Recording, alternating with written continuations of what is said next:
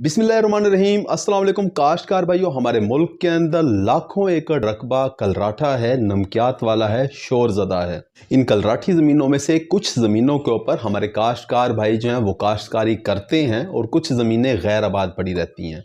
जिन ज़मीनों के ऊपर काश्तकारी की जाती है वो भी कोई मुनाफा बख्श नहीं होती, यानी अगर वो गंदम की फसल भी काश्त करते हैं तो 20, 25, 30 मन फी एकड़ पैदावार ले रहे होते हैं। अब इस पैदावार के साथ खाद पानी के अखराजात नहीं पूरे होते। नतीजा ये निकलता है कि हमारे काश्तकार भाई जो हैं फिर कलराठी ज़मीनों को छोड़ देते हैं, उसके ऊपर काश्तकारी नहीं करते। जब वो काश्तकारी नहीं करते, ऐसी ज़मीनों को छोड़ देते हैं, तो ये ज़मीनें मज़ीद ख़राब हो जाती हैं। काश कभी हमारे काश्तकार भाई जो हैं वो किस तरीके से कलराठी ज़मीनों के ऊपर गंदम की फसल काश्त करके 50 से 60 मन फी एकड़ पैदावार ले लें, इसके बारे में आज हम बात कर रहे होंगे। कौन सी वैरायटी काश्त करें कलराठी ज़मीनों में, इसके बारे में भी आज हम बात कर रहे होंगे। कौन कौन सी खादों का इस्तेमाल करें, इसके बारे में भी आज हम बात कर रहे होंगे। मुकम्मल तरीका काश्त आपको इस वीडियो में बता रहे होंगे। वीडियो आखिर तक देखिएगा। अगर आपने हमारा चैनल सब्सक्राइब नहीं किया तो चैनल को फौरन सब्सक्राइब कर दें, साथ में बेल के बटन को दबा दें ताकि फसलों के मुतालिक हम जितने भी वीडियो बना रहे होते हैं वो आपको बर वक्त मिल सकें। काश को सबसे पहले अगर वैरायटी की बात की जाए तो फैसलाबाद 2008, अनाज 2017 और उजाला 2016 ये वो वैरायटी हैं जो कलराठी ज़मीनों के अंदर बहुत अच्छी पैदावार देने की सलाहियत रखती हैं। काश में अगर शरह बीज की बात की जाए तो आपको 60 किलोग्राम बीज फी एकड़ डालना होगा, यानी कि आपको 10 किलोग्राम बीज जो है वो ज़्यादा डालना होगा नॉर्मल ज़मीनों से। काश भाई कलराठी ज़मीनों के अंदर सबसे बड़ा मसला ये होता है कि इन बीजों का उगाव नहीं होता। इन ज़मीनों के अंदर होता यह है कि इन ज़मीनों के अंदर नमकियात ज़्यादा होते हैं। जब हम पानी देते हैं तो पानी क्योंकि बीज के अंदर जाएगा, बीज फूलेगा तो फिर उसके बाद वो उगेगा। लेकिन होता यह है कि जो पानी हम दे रहे होते हैं वो नमकियात अपनी तरफ खींच लेते हैं, उस पानी को बीज के अंदर दाखिल ही नहीं होने देते, जिसकी वजह से क्या होता है कि 10-10 दिन के बाद भी अगर कलराठी ज़मीनों के अंदर आप लोग जाओगे तो आपको बीज ऊपर ही पड़ा हुआ मिलेगा।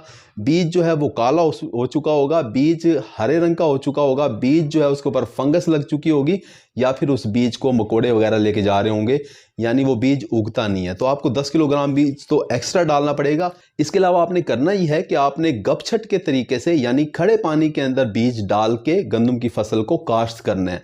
और बीज डालने से पहले आपने कम से कम 6 घंटे और ज़्यादा से ज़्यादा 24 घंटे तक इसे नहर के पानी के अंदर भिगो के रखना है। जब आप पहले से भीगे हुए बीज को आप अपने खेत के अंदर डालोगे तो उससे बीज का उगाव बेहतर होगा। बीज को ज़ोर से डालें ताकि वो मिट्टी के अंदर धंस जाए, या फिर आप ये करें कि आप दरख्त का कोई छापा ले लें और उस छापे को पूरे खेत के अंदर फेर दें। उससे क्या होगा कि बीज के ऊपर थोड़ी थोड़ी सी मिट्टी आ जाएगी, बीज का उगाव बेहतर हो रहा होगा। काश कभी कलराठी ज़मीनों के अंदर आपने खादों का इस्तेमाल कभी भी ज़मीन तैयार करते वक्त नहीं करना। तेज़ाबी खादें इस्तेमाल करें जैसा कि nitrophos, single super phosphate, MAP, ammonium sulphate, इस तरह की खादें गंदम की फसल के अंदर इस्तेमाल करें। और खादों का इस्तेमाल पहले पानी के ऊपर करें। पहले आप बीज का उगाव मुकम्मल करवा लें, उसके बाद जब पहला पानी आप लगा रहे होंगे 20, 22, 25 दिन के बाद, तो उस वक़्त फिर आप इन खादों को अपने खेत के अंदर डाल दें। 4 बोरी सिंगल सुपर फास्फेट, उसके साथ 1 बोरी सल्फेट ऑफ पोटाश यानी कि SOP और 2 बोरी अमोनियम सल्फेट की, ये आप पहले पानी के ऊपर गंदम की फसल को दे दें। अगर अमोनियम सल्फेट आपको नहीं मिल रही तो फिर आप 1 बोरी यूरिया भी डाल सकते हैं। काश कोई कलराठी ज़मीनों में अगर आप गंदम की फसल काश्त करने लगें और आपके पास 15-20 दिन का टाइम भी है तो आप गहरा हल चलाएं। उसके बाद 10, 15, 20 बोरियां जिप्सम के ऊपर फैला दें, खेत की वटों को मजबूत करें और उसके अंदर पानी छोड़ दें। 5-7 दिन पानी खड़ा करके रखें। उसके बाद फिर गपछट के तरीके से गंदम की फसल अगर आप काश्त करोगे तो आपके बीज का ना सिर्फ उगाव अच्छा होगा बल्कि आप अपनी फसल को नमकियात के असरात से भी बचा लोगे। काश में कलराठी ज़मीनों के अंदर तेज़ाब का इस्तेमाल, गंधक के तेज़ाब का इस्तेमाल बहुत ज़रूरी है। अगर आप पहली दफ़ा कलराठी ज़मीनों को काश्त करने लगे हो तो फिर आपको चाहिए कि आप रोनी के पानी के साथ 50 किलोग्राम गंधक का तेज़ाब फ्लड कर दें। अगर आप पहले से कलराठी ज़मीनों के अंदर फसलों को काश्त करते हैं तो फिर पहले पानी के ऊपर 10 किलोग्राम गंधक का तेज़ाब जो है वो फ्लड कर दें। उसके बाद फिर अगले पानी के ऊपर फिर दोबारा से 5 से 10 किलोग्राम गंधक का तेज़ाब फ्लड करें। तीसरे और चौथे पानी के ऊपर तेज़ाब का इस्तेमाल ना करें बिल्कुल भी। काश में कलराठी ज़मीनों के अंदर अगर आप 1 महीने पहले गोबर की खाद वगैरह डाल देते हैं तो उससे आप अपनी फसलों को नमकियात के असरात से बचा लेते हैं।